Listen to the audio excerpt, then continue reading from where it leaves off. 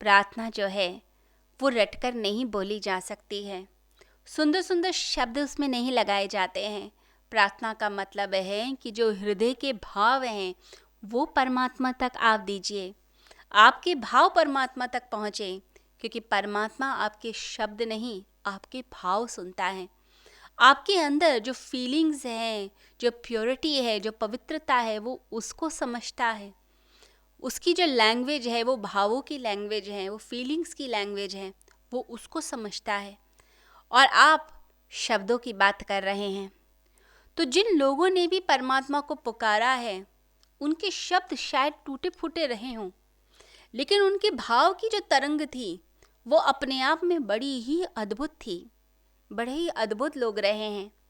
उनकी प्रार्थनाएं जीवंत थी। और याद रखें कि जो धर्म है वो जीवंत होता है, वो मरा हुआ नहीं होता है।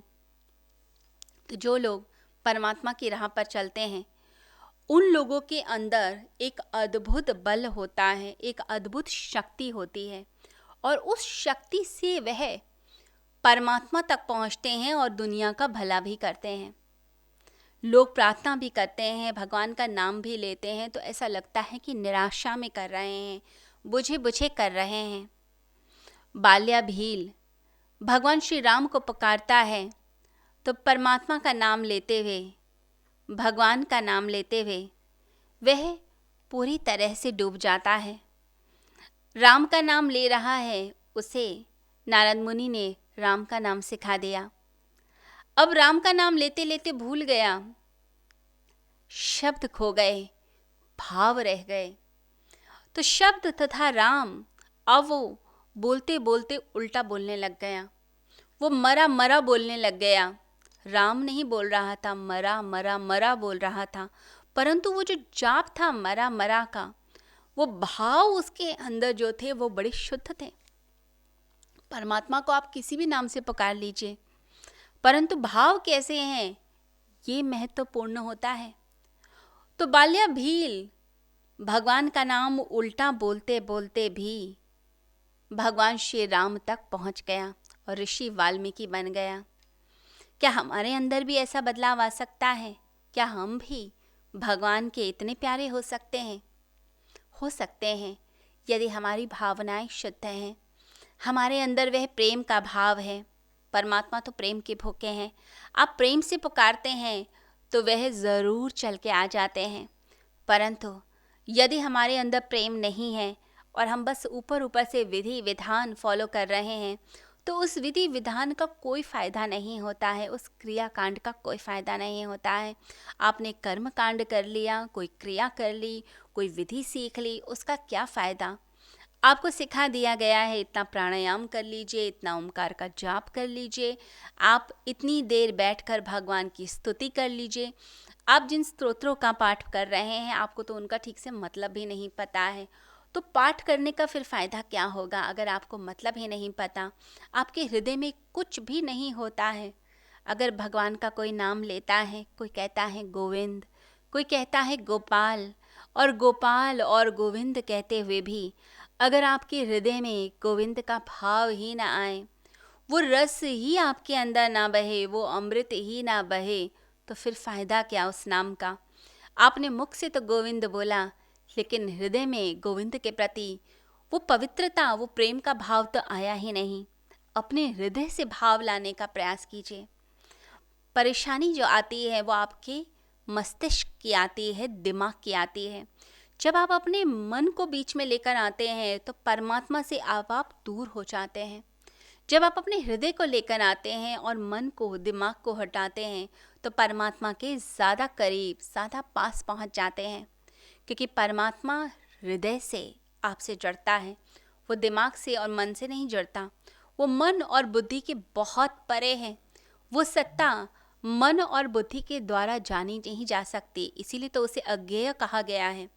अज्ञेय का मतलब ये नहीं कि आप जान ही नहीं सकते, अज्ञेय का मतलब है मन, बुद्धि, सेंसेस, इंद्रियों के पार है वह सत्ता, इसीलिए आप उसको नहीं पकड़ सकते हैं। लेकिन जब आप परमात्मा को प्रेम से याद करते हैं तो वह प्रेम का सागर है। उस प्रेम के सागर में हमें बस डूबना है, उसमें डुबकियाँ मारनी है, तो वो ज़रूर मिल जाता है। मीरा जब परमात्मा को पुकारती है, कृष्ण को पुकारती है, गोविंद को पुकारती है, तो गोविंद गोविंद कहते हुए वो बस परमात्मा में ही खो जाती है, अपने गोविंद में खो जाती है। उसे तो बस यही लगता है कि भगवान बस आए और मेरे पास आ जाए, मैं कब से प्रतीक्षा कर रही हूँ। वो परमात्मा के लिए नाचती भी है, गाती भी है। उसके जो भाव हैं वो इतने प्यारे हैं।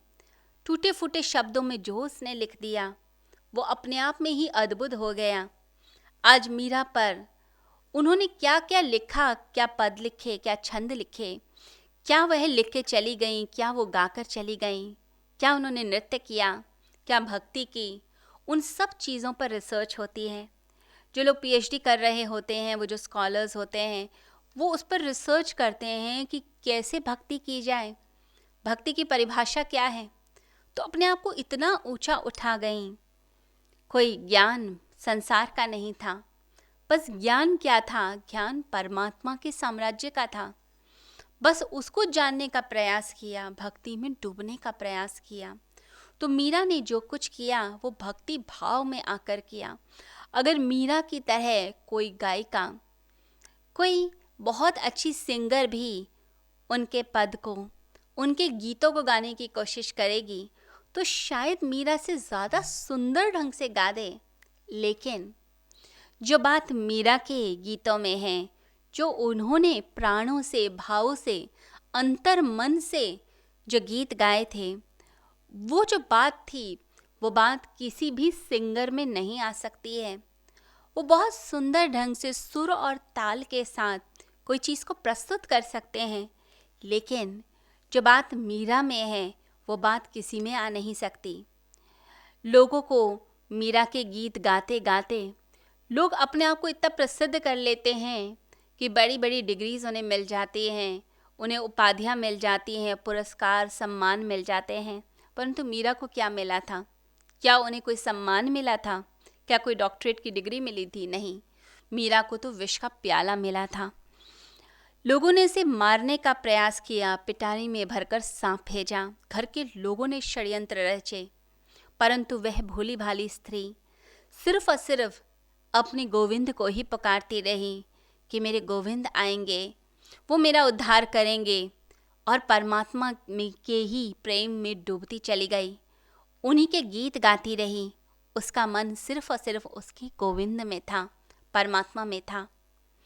तो जब व्यक्ति अपने आप को समर्पित करता है तब वह परमात्मा का हो जाता है, और जब अपने दिमाग का इस्तेमाल करता है तो परमात्मा से दूर हो जाता है।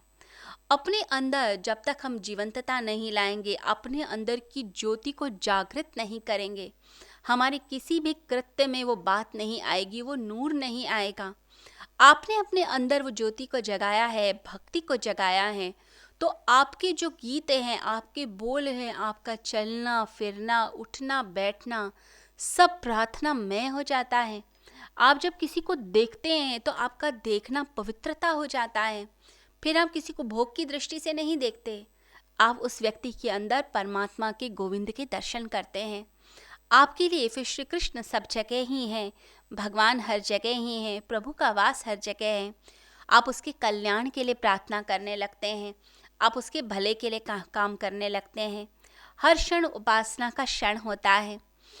बहुत से लोग भजनों पर नृत्य करते हैं, मीरा की तरह घुंघरू बांधकर नृत्य करते हैं, परंतु उनके नृत्य में वो बात नहीं आ पाती जो मीरा के नृत्य में है। कुछ लोग क्लासिकल सीखते हैं, कुछ लोग बहुत अच्छा डांस करते हैं, परंतु वो सब बाहरी रूप से है। हम बाहरी रूप से अपने आप को सजा सकते हैं, परंतु आंतरिक रूप से सजाना ये ज़्यादा महत्वपूर्ण है।